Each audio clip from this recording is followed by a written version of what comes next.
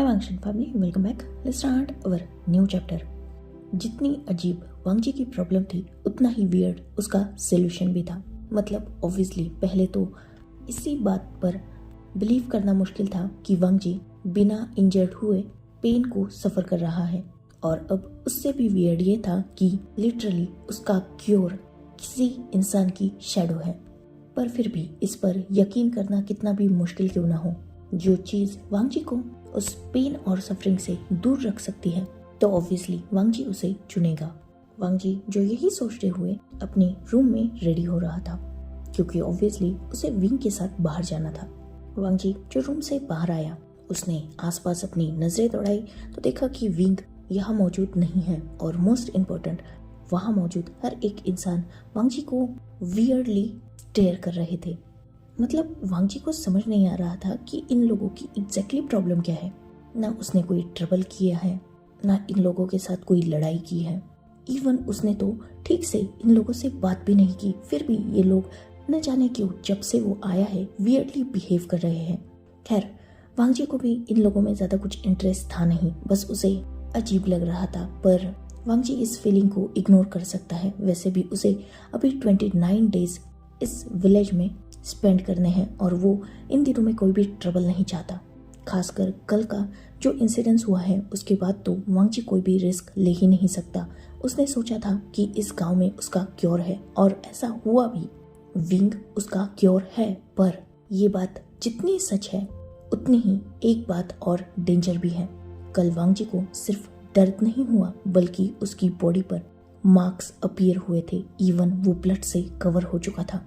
भले ही अब उसके पास क्योर है, पर उसकी प्रॉब्लम भी बढ़ चुकी है, और अब उसे मेक श्योर करना होगा कि इवनिंग 8 से 10 बजे तक विंग वांगजी के साथ ही रहे, वरना कल 20 मिनट में ही वांगजी की सिचुएशन ऐसी हो चुकी थी कि वो लगभग मौत की कगार पर था।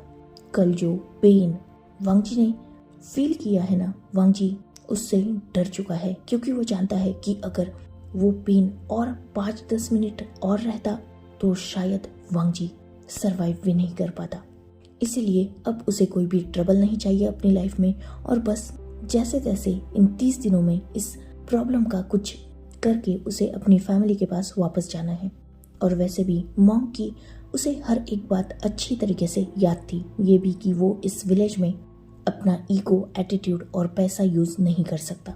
खैर, वांगजी विंग के बारे में ये सब कुछ सोचते हुए बाहर आ चुका था, जहां उसने देखा कि सामने विंग किसी सर्वेंट से बात कर रहा है। वांगजी जो तुरंत विंग की तरफ अपने कदम बढ़ा चुका था, वही विंग ने भी ये महसूस कर लिया था कि वांगजी वहां आ चुका है। विंग ने उस सर्वेंट से अपनी बात कंप्लीट की, देन उसने पीछे मुड़ के वांगजी की तरफ देखा, जो उसी की तरफ आ रहा था। उसके फेस पर एक स्माइल थी। विंग ने भी ये देखकर एक हल्की सी स्माइल की, और वो आगे चलने लगा, और वांगजी उसके पीछे पीछे चलने लगा। पर अभी भी उन दोनों में डिस्टेंस काफी ज्यादा था, और उसी डिस्टेंस को कवर करने के लिए वांगजी जो अपने कदमों की रफ्तार बढ़ाकर विंग के लगभग करीब जाने ही वाला था, ये जैसे ही विंग ने महसूस किया, वो तुरंत पलट के वांगजी की तरफ देखते हुए उसे अपने हाथ के इशारे से रोक दिया। विंग ने अपने आसपास देखा, जहां मैक्सिमम लोगों की नजर उन दोनों पर ही थी। वही वांगजी जो विंग के रोकने से तुरंत रुक चुका था। विंग ने थोड़ा रूडली वांगजी को रिस्पॉन्ड किया, मिस्टर वांगजी, सेफ डिस्टेंस मेंटेन कीजिए। वांगजी को ये बात बहुत इंसल्टिंग लगी। इनफैक्ट उसे ह्यूमिलिएटिंग फील हुआ, क्योंकि ऑब्वियसली इतने सारे लोगों में विंग उसे ऐसे बात कर रहा है, इसका क्या मतलब समझे वो। ऑब्वियसली उसे बुरा लगा, पर खैर अपने सामने खड़े इंसान के साथ वो मैस नहीं कर सकता, क्योंकि वही इंसान उसे बचा सकता है। यही सोचते हुए वांगजी ने बस नोट किया, और वो विंग से लगभग 6 से 10 कदम की दूरी से चलने लगा। पर वांगजी के दिमाग में अभी भी विंग की वो रूड आवाज जैसे गूंज रही थी। उसे ऐसा लग रहा था जैसे विंग ने उसके फेस पर थप्पड़ मारा हो, क्योंकि ऑब्वियसली एक इगोइस्टिक पर्सन था वांगजी, और आज तक उससे ऐसे लहजे में बात किसी ने नहीं की थी, और किसी ओमेगा ने तो कभी नहीं। इवन ओमेगास तो मरते थे उसके पास आने के लिए। ऑब्वियसली वो हैंडसम था, सुपर रिच था, लैंस का नेक्स्ट हायर था, बहुत सारी क्वालिटीज थी उसमें जो उसे एलिजिबल बैचलर बनाती थी। और ऐसे पर्सन को एक गांव के नॉर्मल इंसान ने ह्यूमिलिएट किया, इंसल्ट किया, वो भी सबके सामने। पर ये सोचते के तुरंत बाद वांग जी के दिमाग में एक और बात आई थी, नॉर्मल पर्सन। क्या सच में विंग नॉर्मल पर्सन है? हो ही नहीं सकता। वो वांग जी के अजीबो गरीब कर्स, बीमारी या जो कुछ भी कहा जाए उसका क्योर बन रहा है, तो वो नॉर्मल नहीं है।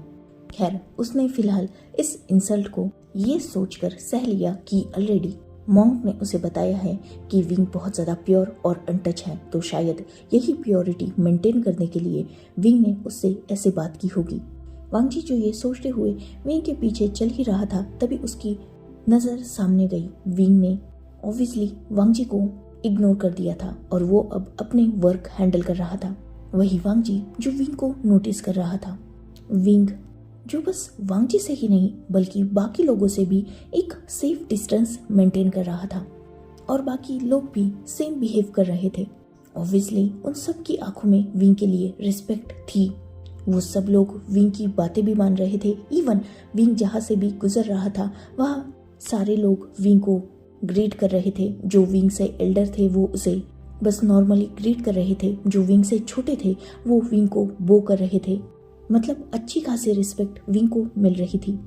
तो अब वांग जी ये सब कुछ देखकर ये सोचने के लिए मजबूर हो चुका था कि क्या विंग अपने से नीचे लोगों को कम देखता है और वो इन विलेजर्स में ही वांग जी को भी गिन रहा है।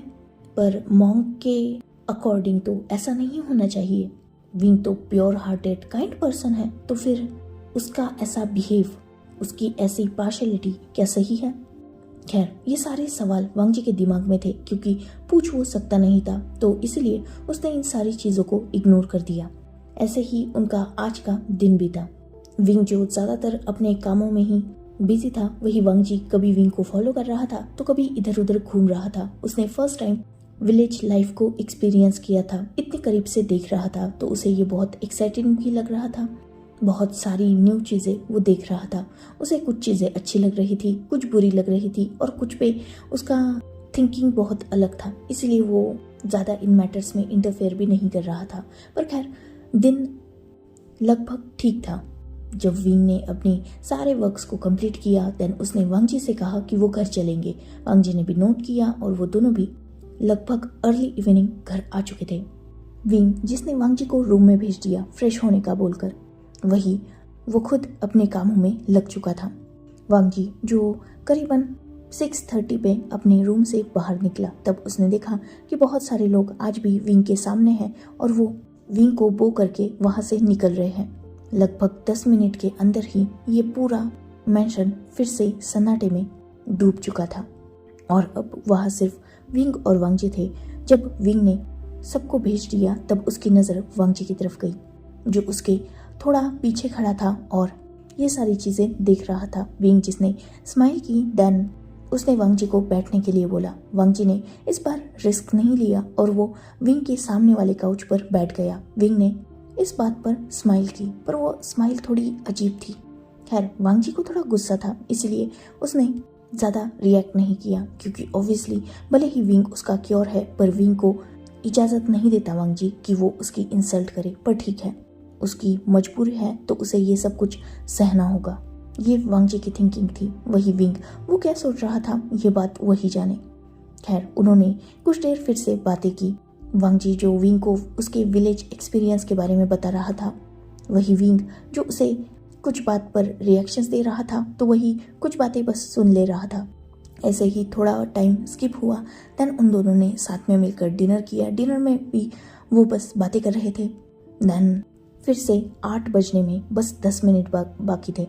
विंग ने हर एक लैंप को बंद कर दिया। देन वो एक ही लैंप ऑन करके उसके सामने चेयर पर बैठ गया और उसके सामने वांग जी बैठ गया, ताकि वांग जी विंग की शैडो में कवर हो सके। ऐसे ही उनका वो 2 घंटे का वक्त भी बीत गया। देन विंग अपने रूम में चला गया सोने के लिए और वांग जी अपने रूम में। नेक्स्ट डे का भी सेम रूटीन। वांग जी 10 साढ़े 10 बजे उठा। देन वो फ्रेश हुआ, उसने विंग के साथ ब्रेकफास्ट किया और इस सारे दौरान वांग जी अपने आसपास के लोगों को एक्सपेक्ट विंग इग्नोर कर रहा था।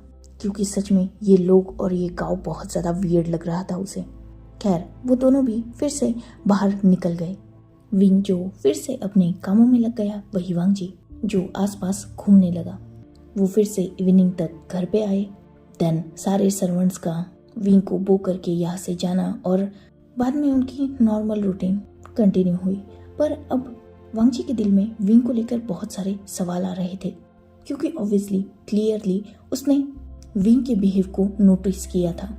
विंग उसके साथ बहुत वियर्डली बिहेव करता है, मतलब दिन भर विंग की पर्सनैलिटी कुछ और होती है। वो वांगजी के साथ थोड़ा रूडली बात करता है, उससे थोड़ा डिस्टेंस मेंटेन करके रखता है, पर इवनिंग होते ही उसका बिहेव पोलाइट और अच्छा हो जाता है। वांगजी ये सब कुछ नोटिस तो कर रहा था, पर उसने इन बातों को इग्नोर कर दिया क्योंकि उसे बस ठीक रहना था। खैर, उनका नॉर्मल ही रूटीन गया। देन फिर से नेक्स्ट डे भी उन्होंने सेम रूटीन फॉलो किया। ऐसे अब लगभग 4 से 5 दिन बीत चुके थे, पर इन 4-5 दिनों में बहुत सारा कुछ बदल गया था, क्योंकि ऑब्वियसली विंग अपने कामों में लग जाता था जब वो वांगजी के साथ बाहर जाता था और वांगजी आसपास घूमने लगा था। वो आसपास की चीज़ें भी देख रहा था, माहौल भी, और साथ ही लोगों को भी। ऑब्वियसली ये विलेजर्स ज़्यादातर वांगजी को इग्नोर ही करते थे और वांगजी का भी सेम बिहेव था इनके साथ। पर कुछ लोग ऐसे भी थे जो वांगजी को देखकर एक्साइटेड हो जाते थे, क्योंकि ऑब्वियसली वांगजी एक न्यू पर्सन था, ऑड मैन आउट था। मोस्ट इम्पॉर्टेंट, वो दिखने में हैंडसम था, वो पर्सनैलिटी भी वैसे कैरी करता था, एक स्ट्रॉन्ग डोमिनेटेड अल्फा था, और साथ ही वो एक सिटी में रहता था, एक रिच बिजनेसमैन है। तो उस हिसाब से उसका अपीयरेंस था, उसका आउटफिट था, और जो उसे एक रॉयल लुक देता था। तो बहुत सारे लोग ऐसे भी थे जो वांगजी को जानना चाहते थे, जो बहुत एक्साइटेड थे सिटी लाइफ के बारे में जानने के लिए, इसलिए वो वांगजी के पास आ रहे थे। तो इसी के चलते कुछ अल्फा वांगजी के दोस्त बन चुके थे। ऑब्वियसली ये विलेज था और ओमेगास का अल्फा के साथ बात करना यहाँ पाप की तरह माना जाता था, इसलिए ओमेगास तो वांगजी के पास नहीं आते थे। हाँ, वो वांगजी को दूर से देखते थे, एडमायर करते थे, पर वो वांगजी के करीब जाने की कोशिश नहीं करते थे। पर अल्फास का ऐसा नहीं था, वो वांगजी के साथ बातें करते थे और उसकी लाइफ के बारे में जानने की कोशिश करते थे। और वांगजी भी ऑब्वियसली यहाँ टाइम पास ही करता था, तो ठीक था इन लोगों से बातें करना, क्योंकि ऑब्वियसली वांगजी भी इस प्लेस के बारे में थोड़ी बहुत जानकारी जानना चाहता था, जो इन लोगों से वांगजी को मिल भी रही थी। पर जैसे जैसे वांगजी इस प्लेस के बारे में, इन लोगों के बारे में जान रहा था, वैसे वैसे वो कंफ्यूज हो रहा था। और खासकर मेन इम्पोर्टेंट, जैसे जैसे वो विंग के बारे में जान रहा था, वो शॉक हो रहा था। बहुत कुछ सुन लिया था इन 3-4 दिनों में वांगजी ने विंग के बारे में। इनफैक्ट उसने जहाँ तक सोचा भी नहीं था, उससे ज़्यादा ही सुन लिया था। इनफैक्ट सिर्फ सुना नहीं था, उसने विंग का वो वियर्ड बिहेव और बहुत सारी चीज़ें नोटिस करना स्टार्ट कर दिया था, क्योंकि ऑब्वियसली आप किसी इंसान के साथ रह रहे हो तो उसके बारे में कुछ चीज़ें नोटिस करना ये तो नॉर्मल है। हम ना भी चाहे तो कुछ चीज़ें नज़र में आ ही जाती हैं। वैसे तो वांगजी को उन चीज़ों से कुछ ज़्यादा लेना देना नहीं था, पर फिर भी वो कहते हैं ना, क्यूरियोसिटी किल द कैट, वैसा ही कुछ हाल वांगजी का था। उसके दिमाग में इतने सारे सवाल आ चुके थे कि वो फटने के लिए रेडी था। एक तो फर्स्ट टाइम वांगजी को किसी ओमेगा में इंटरेस्ट आया था, और वो ओमेगा इतना ज़्यादा वियर्ड है, ये बात उसे और भी ज़्यादा ट्रिगर कर रही थी विंग के बारे में जानने के लिए, क्योंकि ऑब्वियसली किसी इंसान के बारे में लोग 1000 रूमर्स स्प्रेड करते हैं, बट इन रियलिटी वो खुद इंसान कैसा है ये बात सिर्फ वो खुद बता सकता है। तो आज फाइनली वांगजी ने आउट ऑफ क्यूरियोसिटी विंग को कुछ बातें जब वो डाइनिंग टेबल पर थे तब पूछ ही ली। वैसे तो मुझे इंटरफेयर करने का कोई हक नहीं है, पर फिर भी मैं बहुत क्यूरियस हो रहा हूँ, तो कुछ सवाल का अगर तुम पूरा ना मानो तो जवाब दे सकते हो। विंग, जिसने अपना डिनर छोड़ के वांगजी की तरफ देखा, उसके फेस पर एक सॉफ्ट स्माइल थी। ओह, तो सुन ली वो सारी रूमर्स? वैसे पूछ सकते हो, मैं अपनी तरीके से खुद को एक्सप्लेन करने की कोशिश करूंगा। जैसे ही ये बात वांगजी ने सुनी, उसे थोड़ा बुरा लगा, क्योंकि ऑब्वियसली विंग ने जैसे कहा था, वांगजी का ये मतलब बिल्कुल नहीं था कि वो विंग को गलत समझता है, बस वो क्यूरियस था। पर फिर भी चलो उसे चांस मिला है तो उसने विंग से अपने दिमाग में जो सवाल थे वो फाइनली पूछ ही लिए। क्या तुम सच में कर्स हो? देखो विंग, हम फ्रेंड्स बन चुके हैं, इसलिए मैं जस्ट क्यूरियस हूँ। विंग ने ये बात सुनते ही स्माइल के साथ नोट किया। आई अंडरस्टैंड वांग जी, मैं समझता हूँ। इनफैक्ट मैं सरप्राइज हूँ कि तुमने अब तक अपनी क्यूरियोसिटी होल्ड की कैसे। बस मैं तुम्हें हर्ट नहीं करना चाहता था, शायद इसलिए। विंग को वांग जी का ये ऑनेस्ट आंसर पसंद आया। उसने नोट किया। ओके, तो आज स्टार्टिंग से स्टार्ट करते हैं। शायद तुम्हें तुम्हारे बहुत सारे सवालों के जवाब मिल जाएंगे। वांग जी जिसने बस नोट किया, पर फिर भी वो विंग को अनकंफर्टेबल नहीं करना चाहता था, इसीलिए उसने अपने आप को एक्सप्लेन किया। अगर तुम नहीं बताना चाहते तो इट्स ओके, कोई फोर्स नहीं है, मैं तो बस। विंग जिसने वांग जी की बात को बीच में ही कट ऑफ किया। वैसे तुम सही हो, मुझे तुम्हें एक्सप्लेन करने की ज़रूरत नहीं है, पर फिर भी मैं खुद को एक्सप्लेन करना चाहता हूँ, क्योंकि 20 साल की इस जर्नी में कोई फर्स्ट इंसान जो मेरे सामने आकर मुझसे मेरे बारे में रियलिटी पूछना चाहता है। किसी रूमर पर बिलीव करना बहुत आसान होता है वांग जी, वो रूमर स्प्रेड करना भी बहुत आसान होता है, पर बहुत मुश्किल होता है उस रूमर का टॉपिक बन के जीना। खैर, ये बातें सारी साइड रखते हैं, तुम्हें मैं स्टोरी बताता हूँ। मैं इस गांव से ही बिलोंग करता हूँ। इनफैक्ट यहाँ मेरे मदर फादर, मेरे एंसेस्टर तक रह चुके हैं। ये सारा गांव लगभग हमारा ही है, और इस गांव में एक ही रिस्पेक्टेड और रूरल फैमिली है हमारी। मेरे बर्थ से पहले हम इस मैंशन में नहीं रहते थे। इवन तुमने अपने बालकनी से बाहर जब देखा होगा तो हिल टॉप पर एक स्ट्रक्चर पर तुम्हारी नज़र गई होगी। पहले वो हमारा घर था, पर इस गांव में एक मॉन्क बहुत फेमस था। इवन कहा जाता है कि उससे आज तक जितनी भी बातें कही हैं वो सारी बातें 100% सच हैं। और उसी मॉन्क ने जब मेरी मदर प्रेग्नेंट थी तब बताया था कि इस चाइल्ड का इस घर में बर्थ लेना सही नहीं है, इसीलिए मेरे फादर ने तुरंत ये मेंशन बिल्डअप कराया और मेरी प्रेग्नेंट मदर को लेकर वो यहाँ आ गए। देन मेरा बर्थ हुआ। मेरा बर्थ एक स्पेशल टाइम लाइन में हुआ। आई डोंट नो क्या सच क्या झूठ, पर उस मॉन्क ने बोला था कि मेरा बर्थ जिस टाइम पे हुआ वो टाइम इतना ज़्यादा स्पेशल था कि वो हज़ारों सालों में बस एक बार ही रिपीट हुआ था। इसलिए शायद लोगों ने मुझे स्पेशल मान लिया। जैसा कि मैंने तुम्हें बताया, मैं हीलर हूँ और मेरी फैमिली भी हीलर थी। हमारे पास बहुत सारी स्पेशल हर्ब्स, मेडिसिन की इंफॉर्मेशन थी, जिससे पुराने से पुराने जख्म भी बहुत जल्द रिकवर कर जाते थे। और वैसे भी आज तक हमारी फैमिली ने इन पूरे विलेजर्स को अच्छे से ट्रीट किया था, तो ये सब लोग भी हमारी रिस्पेक्ट करने लगे। पर जब मैं 8 साल का हुआ, अचानक से मेरे मदर फादर की डेथ हो गई। मुझे आज भी उनकी डेथ का स्पेसिफिक रीज़न पता नहीं चला। अचानक ही एक रात वो दोनों मुझे सुलाकर अपने रूम में गए। देन नेक्स्ट डे मैंने उन दोनों की डेड बॉडी देखी। खैर, मेरे मदर फादर की डेथ के बाद मैं अकेला हो चुका था। ऑब्वियसली सर्वेंट्स तब इस मेंशन में रहते थे। मेरी मदर फादर की लास्ट रिचुअल्स के बाद मैं अकेला इस पूरे प्रॉपर्टी का और इन विलेजर्स का भी हेयर बन गया, ना चाहते हुए भी। तुम तो अच्छी तरीके से जानते होगे कि लोग पैसों के लिए क्या कुछ नहीं कर जाते, और जैसे सिटी में होता है सिमिलर सा ही कुछ विलेज में होता है। एक छोटा 8 साल का बच्चा जिसके नाम पर बहुत सारी प्रॉपर्टी है, जो एक ओमेगा है, मोस्ट ब्यूटीफुल है। कौन नहीं चाहेगा ये सब कुछ हासिल करना? लोगों की थिंकिंग बहुत गिरी हुई है। वो सिर्फ पैसा नहीं चाहते थे, मुझे यूज़ करना चाहते थे, 8 साल के बच्चे को। इनफैक्ट उन्होंने ऐसा करने की कोशिश भी की। कुछ विलेजर्स एक रात को मेरे घर में घुस गए। मैं जो लगभग तब रात थी तो सोया हुआ था। मेरी मदर फादर की डेथ हुए बस मैक्स 10 दिन हुए थे। आज भी मुझे याद है वांग जी, मैं उन लोगों को देखकर डर चुका था।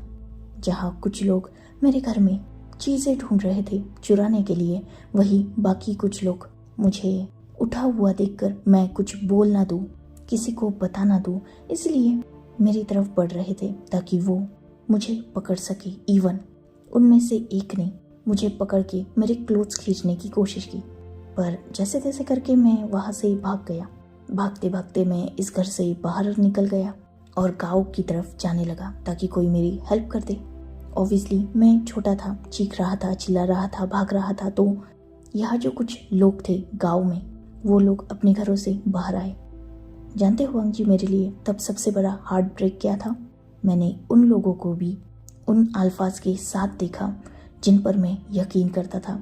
मेरे सर्वेंट्स तक उन लोगों में इंक्लूड थे। वो मुझे हार्म करना चाहते थे, मेरा फ़ायदा उठाना चाहते थे।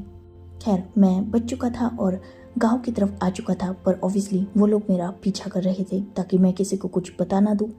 आफ्टर ऑल ये एक विलेज एरिया है। यहाँ अगर कोई एक भी गलत काम करता पकड़ा गया तो उसे सज़ा भी बहुत बुरी मिलती है और उसके साथ बुरा भी बहुत होता है। तो कौन ये चाहेगा कि वो पकड़ा जाए? इसलिए वो लोग मेरी तरफ बढ़ रहे थे ताकि वो मुझे मार दे, ताकि मैं अपना मुंह ना खोल पाऊँ, पर इसमें वो सक्सेसफुल नहीं हो पाए।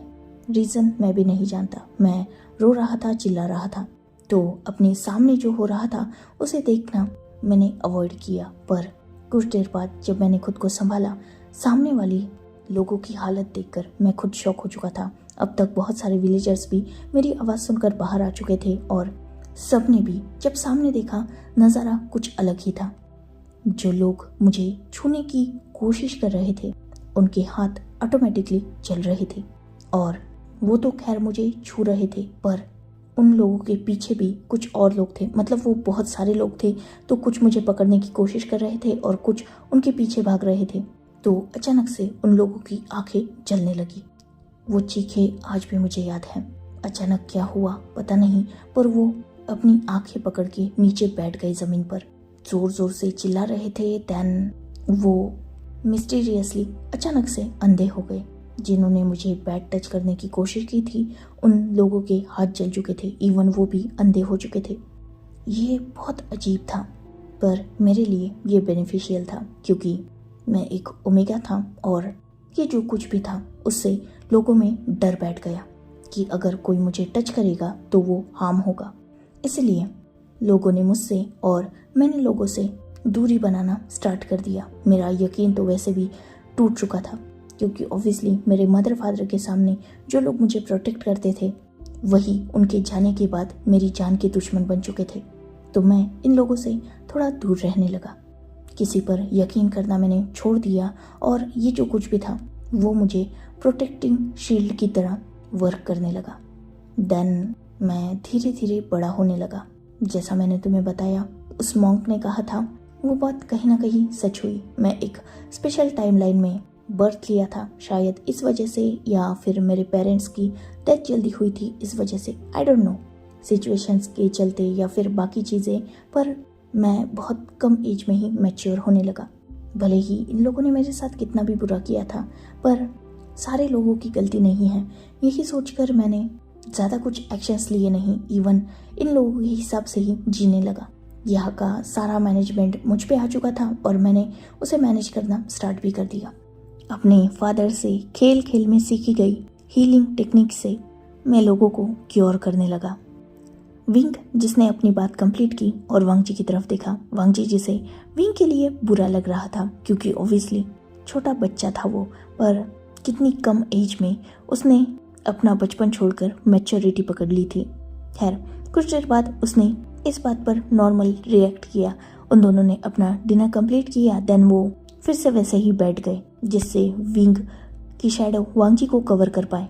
देन उसने आगे की बातें स्टार्ट कर दी। ऑब्वियसली वांग जी ने बस इतना ही नहीं सुना था, और भी कई रूमर्स सुने थे और वांग जी आज क्लियर करना चाहता था। विंग की पॉइंट ऑफ व्यू से उसकी स्टोरी जानना चाहता था, इसलिए उसने विंग से फिर से एक सवाल पूछा, तो फिर लोग इस प्लेस को हॉन्टेड और तुम्हें कर्स क्यों कहते हैं? विंग ने वांग जी की तरफ देखा और एक स्माइल के साथ उसे आंसर किया, क्योंकि वो मुझे बैडली ट्रीट नहीं कर पाए, मेरी प्योरिटी को टच नहीं कर पाए, इसलिए सबने ये सोच लिया कि मैं स्पेशल चाइल्ड हूँ और मैं किसी को भी कर्ज करने की ताकत रखता हूँ, जबकि ऐसा कुछ था भी नहीं। एक मासूम बच्चा जिसके पीछे बहुत सारे लोग पड़े हैं, वो उस वक्त खुद को बचाने के बारे में सोचेगा या सामने वाले को हार्म करके उसे कर्ज करने के बारे में। खैर, लोगों ने वो सारा व्यू देखकर वैसे ही रूमर्स बना दिए। और रही बात इस प्लेस को हॉन्टेड मानने की, तो कुछ लोग कभी सुधरते नहीं वांग जी। वो लोग उस दिन के बाद मुझे तो यूज़ नहीं कर सकते थे, लेकिन बहुत सारे लोग पैसा चाहते थे, इसीलिए कुछ लोगों ने रात को इस मैंशन में एंटर करके पैसे, कुछ ज्वेलरी वगैरह चुराने की कोशिश की। आई डोंट नो, मैं तो सोया हुआ था, पर नेक्स्ट डे मैंने अपने घर के वॉल कंपाउंड के बाहर उन सब लोगों को देखा जो लगभग पागल हो चुके थे। वो लोग अजीब अजीब बातें कर रहे थे, जैसे उन्होंने इस घर में किसी को देखा और ऐसा कुछ। देन तब से ही लोग बोलने लगे कि इस घर में कोई और भी रहता है। उन्होंने हंसी की आवाज़ सुनी है, रोने की आवाज़ सुनी है, किसी को देखा है। इवन कुछ लोग तो ये भी मानने लगे कि मेरे मदर फादर की सोल मुझे प्रोटेक्ट कर रही है। खैर, मुझे तो ये सारी बेतुकी बातें लगती हैं, क्योंकि इतने सालों से मैं अकेला इस घर में रह रहा हूँ। मुझे कोई नज़र नहीं आया, कुछ सुनाई नहीं दिया, कुछ दिखाई नहीं दिया। पर ये सारे रूमर्स एक तरीके से मुझे प्रोटेक्ट करने के लिए उठ रहे थे, तो मैंने भी किसी को कुछ क्लियर नहीं किया। पर धीरे धीरे ये रूमर्स बहुत ज़्यादा स्प्रेड हो गए और फिर लोग इस जगह से डरने लगे। दिन भर वो मेरे साथ रहते हैं, मेरे सर्वेंट्स बन के, पर जैसे ही नाइट होने लगती है, मतलब लगभग 6:30 बजे ही वो सारे लोग यहाँ मुझे अकेला छोड़ के चले जाते हैं, जो मुझे भी सही ही लगता है, क्योंकि बेटर है ना कि जो लोग हमें हार्म करना चाहते हैं उनसे अच्छा है कि हम अकेले रहें। उस भीड़ से अच्छा मैंने अकेला रहना चुना। तो तुम ये सब कुछ छोड़ के यहाँ से निकल क्यों नहीं जाते? वैसे भी तुम्हारे पास प्रॉपर्टी तो बहुत सारी है, तुम कहीं भी अपनी एक अच्छी लाइफ स्टार्ट कर सकते हो। जैसे ही वांग जी की ये बात विंग ने सुनी थी, उसने वांग जी की तरफ देखा। तुम्हें क्या लगता है वांग जी, मैंने ये सब कुछ ट्राई करने की कोशिश नहीं की होगी, पर ये लोग मुझे ऐसा करने नहीं देंगे। ये भी बात उतनी ही सच्ची है। क्यों? इन लोगों से तुम्हारा क्या लेना देना? तुम्हारी तो एक पर्सनल लाइफ है। विंग, जिसने वांग जी को आंसर किया, ये तुम्हारी सोच है वांग जी। इन रियलिटी मेरी पर्सनल लाइफ कुछ है ही नहीं। मैं इस घर में बस अकेला हूँ। मैंने तुम्हें बताया ना, वो मॉन्क जिसे सारे विलेजर्स बहुत ज़्यादा रिस्पेक्ट करते हैं, वो कुछ साल पहले ही मर गया। पर मरते मरते उसने मुझे एक ऐसी चैन से बांध दिया कि मैं चाहकर भी उसे अपने पैरों से निकाल नहीं सकता। ये बात वांग जी सुनकर थोड़ा कंफ्यूज हो चुका था। विंग ने वांग जी की कंफ्यूजन को दूर किया। एक्चुअली मरते मरते उस मॉन्क ने कहा था कि अगर मैं ये विलेज छोड़ के चला जाता हूँ तो ये पूरा विलेज डिस्ट्रॉय हो जाएगा। इसीलिए ये सारे विलेजर्स मेरी बहुत ज़्यादा रिस्पेक्ट करते हैं, मेरी हीलिंग टेक्निक का बेनिफिट उठाते हैं। मैं ये सारी जगह मैनेज करता हूँ, सबको खुश रखता हूँ, इसीलिए सब मुझे एक हेड की पोजीशन पे देखते हैं। पर मुझे इस गांव से बाहर जाने की इजाज़त कभी नहीं थी, ना मैं कभी ऐसा कर सकता हूँ। इवन तुम मेरे फर्स्ट फ्रेंड हो वांग जी, जिसके साथ मैं इतनी सारी बातें भी कर पा रहा हूँ, वरना यहाँ कोई भी मुझसे मेरे बारे में पूछने की ज़रूरत भी नहीं समझता, और ना मैं उन्हें बताना चाहता हूँ, क्योंकि मैं जानता हूँ मेरे पास जो भी आता है वो किसी न किसी बेनिफिट से आता है। कोई भी मेरी जेन्युइन केयर करे, मुझसे प्यार करे, मेरे बारे में सोचे, मेरे बारे में जानना चाहे, ऐसा यहाँ एग्जिस्ट करता ही नहीं। और यही रीज़न है कि मैं थोड़ा सेल्फिश हो गया था तुम्हें लेकर, क्योंकि तुम मेरे बारे में कुछ भी नहीं जानते थे। तो मैंने सोचा कि देखते हैं किसी न्यू इंसान के साथ सरवाइव करना कैसा होता है। मोस्ट इम्पॉर्टेंट, ये तुम मेरी सेल्फिश थिंकिंग कह सकते हो कि मैं पहले से ही जानता था कि तुम मुझे टच नहीं कर सकते। ऑब्वियसली मैं अपनी हालत जानता हूँ, इसलिए अगर तुम्हारे दिल में मेरे लिए कोई बैड इंटेंशन होते तो तुम हार्म हो चुके होते। यही एक रीज़न है कि मैंने उस दिन भी तुम्हें अपने आप के करीब आने से रोक दिया। 2 रीज़न है। फर्स्ट, ये विलेजर्स तुम्हें आज भी ठीक नहीं मानते। तुम वो अकेले अल्फा हो जो मेरे साथ रात में रह रहा है। मैं तुम्हें अगर ज़्यादा गांव वालों के सामने फेवर करने की कोशिश करूं या तुम्हारी साइड लेने की कोशिश करूं तो ये सब लोग तुम्हें गलत समझेंगे। मुझे तो ये हार्म नहीं कर सकते, पर तुम्हें हार्म करने से पहले ये एक बार भी नहीं सोचेंगे। इन्हें कोई फ़र्क नहीं पड़ेगा तुम्हारी डेथ से। यही मेन रीज़न है कि उस दिन मैंने तुमसे रूडली बातें की। इवन गांव वालों के सामने मैं जो तुमसे दूर रहता हूँ उसका भी ये मेन रीज़न है, क्योंकि मैं तुम्हें प्रोटेक्ट करना चाहता हूँ। जानते हो, दिन में ये गांव वाले मुझे एंजल की तरह देखते हैं और रात में मैं इन लोगों के लिए कर्स पर्सन, डेविल बन जाता हूँ। तुम जब यहाँ आए तभी तुम्हें हल्का सा हिंट तो मिल ही चुका था कि ये विलेजर्स मुझे लेकर कितने ज़्यादा ओवर प्रोटेक्टिव हैं। क्या गलती थी तुम्हारी? तुम बस मुझे देख रहे थे, या फिर सिटी मैनर्स के हिसाब से तुमने मुझे ग्रीट करने की कोशिश की अपना हाथ आगे बढ़ा के, पर इन विलेजर्स ने वो लैंग्वेज नहीं समझी और तुम्हें 2 डंडे बजा दिए, बिना सोचे बिना समझे। इनफैक्ट ये तुम्हें और मुझे एक साथ सिर्फ इसलिए रहने दे रहे हैं क्योंकि वो जानते हैं कि तुम मुझे टच नहीं कर सकते और ये हवेली हॉन्टेड है। तो अगर तुमने मेरे साथ कुछ भी करने की कोशिश की तो तुम कर्स हो जाओगे। ये इन लोगों की थिंकिंग है।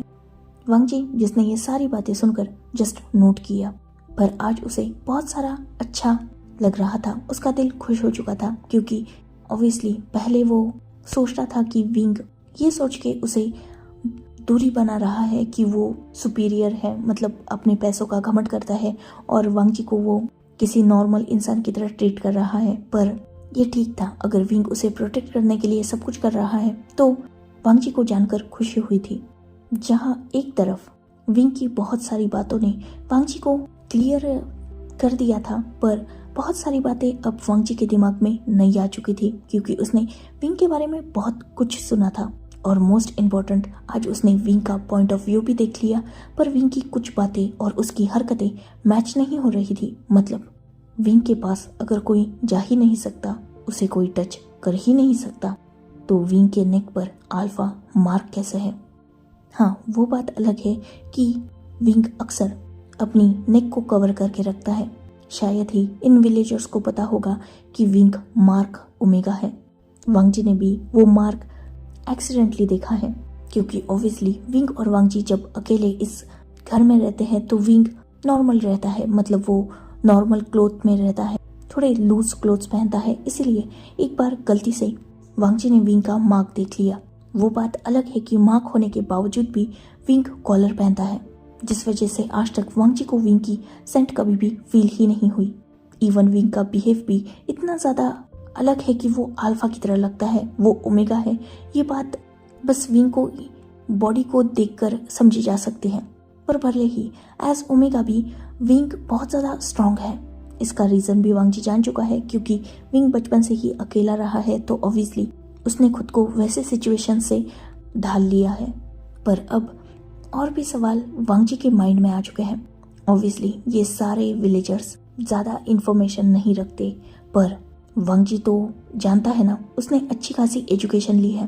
भले ही उसका सब्जेक्ट मेडिकल नहीं बिजनेस है, पर ऑब्वियसली बिजनेस में भी वो बहुत सारी फील्ड ऑलरेडी जानता है। वो जानता है कि विंग और उसकी पूरी फैमिली हीलर्स है।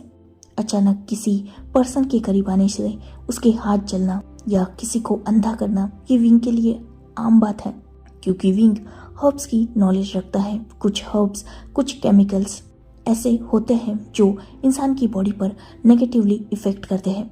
इसलिए वांगजी के दिमाग में सबसे बड़ा सवाल था, क्या 8 साल के बच्चे ने खुद को प्रोटेक्ट करने के लिए कोई गेम खेला लोगों के साथ? ये वांगजी का बहुत बड़ा सवाल था, बहुत बड़ा डाउट था। पर इस बारे में वो विंग से पूछता भी तो विंग ऑब्वियसली उसे ऐसी स्टोरी बताता जिससे विंग इनोसेंट प्रूव हो।